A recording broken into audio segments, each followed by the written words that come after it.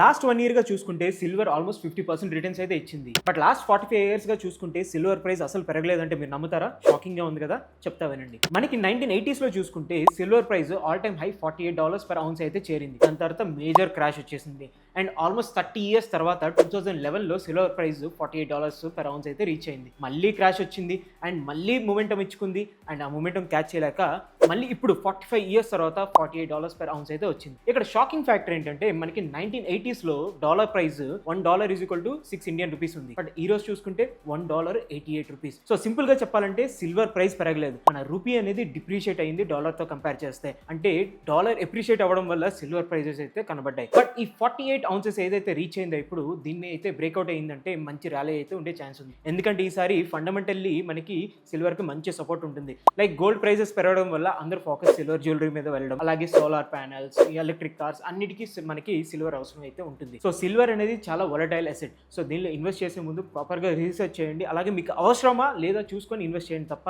ఏదో ప్రైస్ పెరిగిపోతుందని మాత్రం ఇన్వెస్ట్ చేసుకోవద్దు అండ్ దీని మీద లివరేజ్ అయితే ఎక్కువ పెట్టుకోవద్దు. సో ఇంకేం చూస్తున్నారు? మీ ఫ్రెండ్స్ అండ్ ఫ్యామిలీలో ఎవరైనా సిల్వర్ పర్చేస్ చేయాలని చూస్తున్నారా? వాళ్ళతో వెంటనే వీడియో షేర్ చేసేయండి, అలాగే వాళ్ళకి ఇన్ఫర్మేషన్ అయితే పాస్ చేసేయండి.